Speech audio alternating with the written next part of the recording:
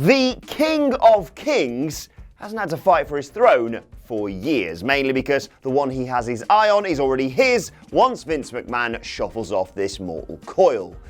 In about 20 years, knowing him. He was lambasted for his, let's just call it political maneuverings as a full-time wrestler, but there's a tragic irony to how simple that final sideways step will eventually be. For years, Hunter made moves big and small to retain a position atop a company he was never really atop of. Yet, crushing an entire company in 2000 was relatively straightforward. I'm Adam Wilborn from WhatCulture, and this is that time Triple H buried ECW in Philadelphia. He's not going to like us even more after hearing this. Triple H wasn't ever Hulk Hogan, Stone Cold Steve Austin, The Rock, or John Cena. He wasn't the wrestler his best friend Shawn Michaels was. And despite his longevity with the organization, he isn't The Undertaker. He isn't even Dave Bautista today, no matter how hard he rehabs to get himself in shape for their potential WrestleMania 35 match. Bautista has played a Bond baddie.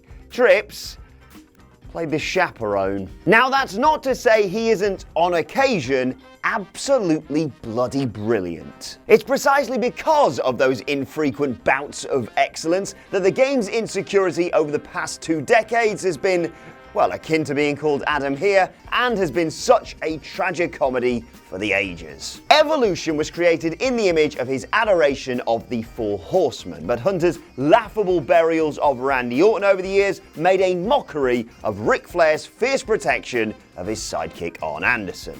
Goldberg's abysmal 2003-2004 failures were systemic, but Triple H was part of that system by then. His tactical loss at Unforgiven, a month after he should have laid down in SummerSlam's Elimination Chamber, wrung the neck of the WCW Golden Goose. Look, a bit like me in the bedroom, this guy has no stamina. Away from the main roster, Triple H gives his time, resources, and reputation to his NXT hopefuls, but such support dissolves once he's on the card. His Survivor Series, let's just call it what it was, self-suck in 2017 was remarkable in its ugliness.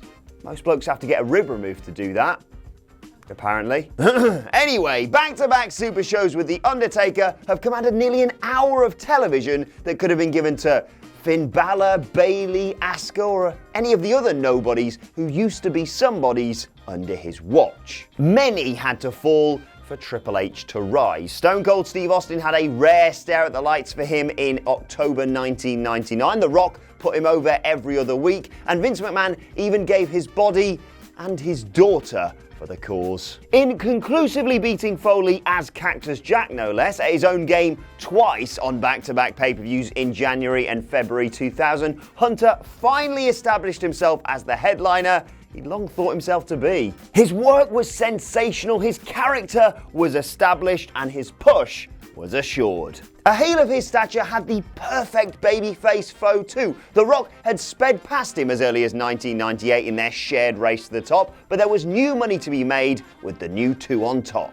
The Great One's Royal Rumble victory via a billion twists and turns. Oh good, a McMahon in every corner. It's not like them to insert themselves into everything. Saw him through to a WrestleMania main event and Backlash follow-up. But he wasn't the most over performer on WWE's first pay-per-view of the new millennium. On that historic Madison Square Garden show, to a small man went the biggest pop.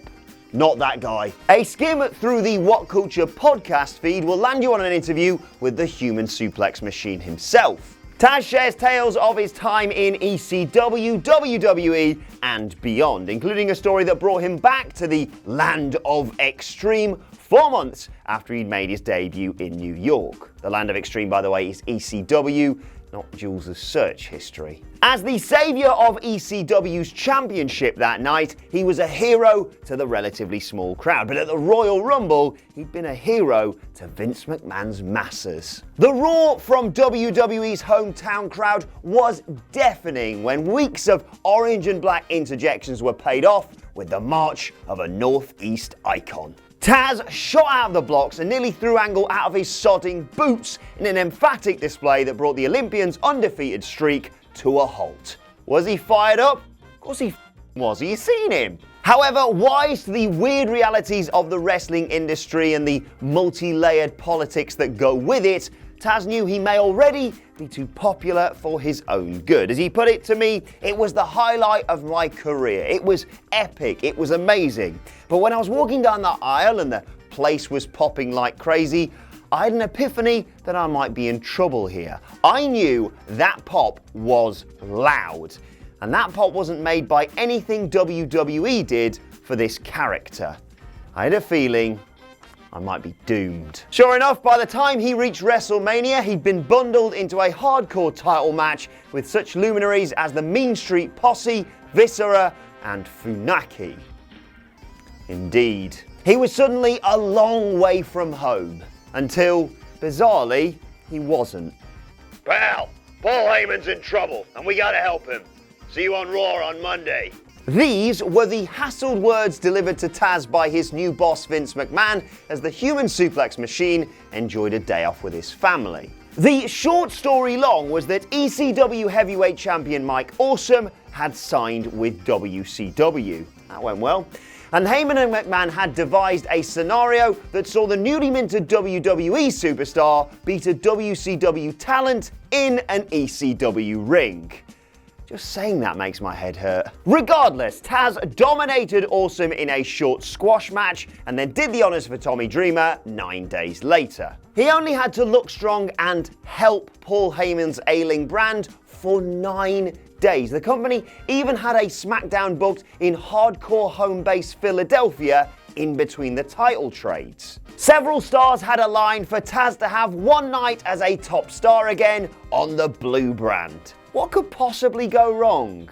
The game was everything he begged to be before he was deployed, not only to squash the current ECW champion, but to drive a stake through the heart of the organization. In Philadelphia. In 5 minutes and 51 seconds. EC Dubs. He looked no better for his win either. It's just everyone else on screen looked exponentially worse for the burial. Where have I heard that before?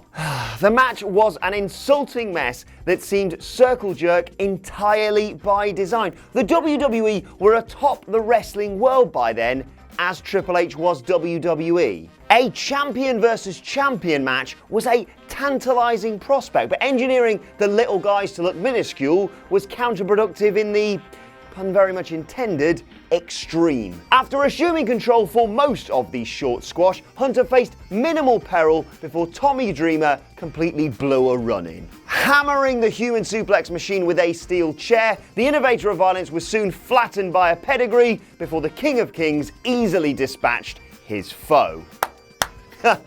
That guy, right, lads? It says a lot that Vince McMahon himself expressed regret over the booking in the critically acclaimed The Rise and Fall of ECW documentary. He'll have had to be reminded he even did it, of course. The man has got a lot on his plate, but he's likely forgotten just who suggested it in the first place. I'll give you a clue. Then, now, and forever, it's all about the game. There you have it. This was that time Triple H buried ECW in Philadelphia. Let me know your thoughts in the comment section below, and don't forget to like, share, and subscribe. And make sure you check out others in this series, like That Time Chris Jericho Was Almost the Goon, and That Time D-Generation X Was So Hated, Fans Rioted a House Show. Thanks for watching. I've been Adam from WhatCulture, and I'll see you soon.